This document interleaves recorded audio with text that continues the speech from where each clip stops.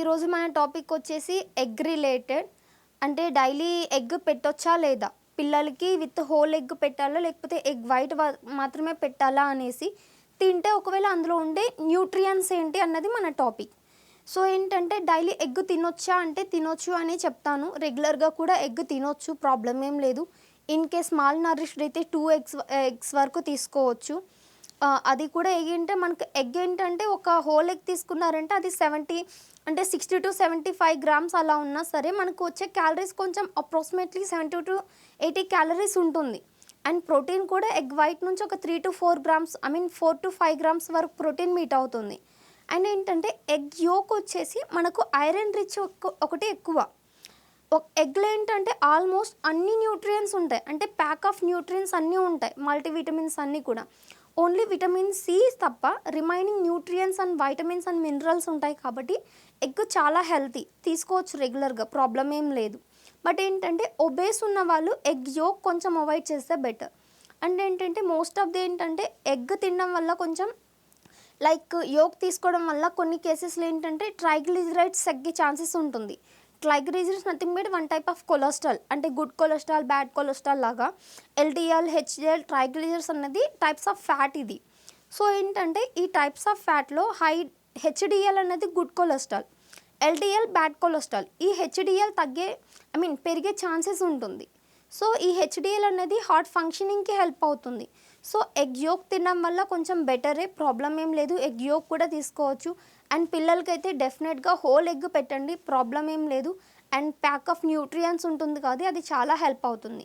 And లావు అవుతారు అదే అనుకుంటే ఒక్క ఎగ్ వల్లే లావు అవ్వరు కదా.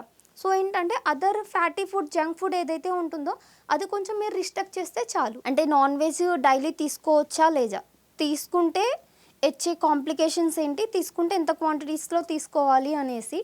సో ఏంటంటే డైలీ నాన్ వెజ్ అనేది ఈజ్ ఓకే, తీసుకోవచ్చు. బట్ ఏంటంటే మన లైఫ్ స్టైల్ని బట్టి డిఫరెన్స్ అనేది ఉంటుంది. సో మనం సెడెంటరీగా కూర్చొని రెగ్యులర్ నాన్ వెజ్ తీసుకున్నా సరే ఏంటంటే కొంచెం ప్రోటీన్ అనేసి కొంచెం ఎక్కువగా తీసేసుకుంటారు. బట్ ఏంటంటే ఎక్సెస్ ప్రోటీన్ తీసుకున్నా అది ఫ్యాట్గా కన్వర్ట్ అయ్యే ఛాన్సెస్ ఉంటుంది. సో ఫ్యాట్ నథింగ్ బట్ ఏంటంటే ఒబేస్ అవుతారు. అండ్ ఏంటంటే ఎక్సెస్ ఫ్యాట్ తీసుకోవడం వల్ల నథింగ్ బట్ నాన్ వెజ్ తీసుకోవడం వల్ల ఏంటంటే కార్డియోవాస్కులర్ ప్రాబ్లమ్స్ కానీ, liver related and kidney related problems అనేది చాలా వస్తాయి. సో ఏంటంటే రెగ్యులర్గా నాన్ వెజ్ అనేది తీసుకోకూడదు నార్మల్గా. బట్ ఏంటంటే ఇన్ కేస్ కొంచెం హెవీ వర్క్స్ చేస్తారు కదా, లైక్ సమ్ స్పోర్ట్స్ మెన్ కానీ కొంచెం హెవీ వర్క్స్ చేసే వాళ్ళు ఏంటంటే వాళ్ళు తీసుకోవచ్చు, అది కూడా లిమిటెడ్. అందులో కూడా ఏంటంటే compare to chicken and mutton కంటే కూడా ఫిష్ తీసుకోవచ్చు. ఫిష్ ఏంటంటే కొంచెం ప్రోటీన్ ఉన్నా కూడా ఏంటంటే అది కొంచెం గుడ్ ప్రోటీన్. అండ్ ఏంటంటే ఒమేగా 3 ఎక్కువ ఉంటుంది కాబట్టి అది కొంచెం చాలా హెల్ప్ అవుతుంది, లైక్ మజిల్ బిల్డప్ అవ్వడానికి కూడా అలాగా. అండ్ ఏంటంటే ఎక్సెస్ ఎక్సెస్ ప్రోటీన్ తీసుకోవడం వల్ల ఏంటంటే మెయిన్గా అది కొంచెం బాడీలో అక్యుములేట్ అవ్వడం వల్ల యూరిక్ యాసిడ్ ఎక్కువయ్యే ఛాన్సెస్ ఉంటుంది. వన్స్ యూరిక్ యాసిడ్ ఎక్కువైతే మన బాడీలో ఏంటంటే జాయింట్ పెయిన్స్ వచ్చేస్తాయి, నథింగ్ బట్ ఆర్థరైటిస్ అంటారు. సో ఏంటంటే ఆర్థరైటిస్ వచ్చే ఛాన్సెస్ ఉంటుంది, కిడ్నీ ప్రాబ్లం వచ్చే ఛాన్సెస్ ఉంటుంది. సో రెగ్యులర్గా ఆర్గాన్ మీట్ అనేది సజెషబుల్ కాదు. ఓన్లీ ఏంటంటే ఫిష్ వచ్చేసి మీరు వీక్లీ ట్రైస్ తీసుకోవచ్చు, 3 times అనేది. నాన్ వెజ్ అయినా సరే చికెన్ అలాగా 2 times తీసుకోవచ్చు, దట్ టు 75 to 100 grams అలాగా. ఎగ్ రెగ్యులర్గా తీసుకోవచ్చు, ఈ ప్రాబ్లం ఏం లేదు. బట్ అది కూడా ఏంటంటే ఒబేస్ ఉన్న వాళ్ళు అయితే ఒకరోజు హోల్ ఎగ్ తిన్నారంటే ఒకరోజు ఓన్లీ ఎగ్ వైట్ తినండి. నార్మల్ వాళ్ళు అయితే నార్మల్గా తీసుకోవచ్చు. అండ్ డయాబెటిక్ పేషెంట్స్ అయితే పర్టికులర్గా నాన్ వెజ్ వీక్లీ వన్స్ అలా సజెషబుల్. ఫిష్ అయితే ఫిష్ వీక్లీ ట్వైస్ తీసుకోవచ్చు. ఎగ్ కూడా ఏంటంటే ట్రైస్ తినొచ్చు, బట్ కూడా ఏంటంటే ఒకసారి యోక్ తీసేసి ఒకసారి హోల్ ఎగ్.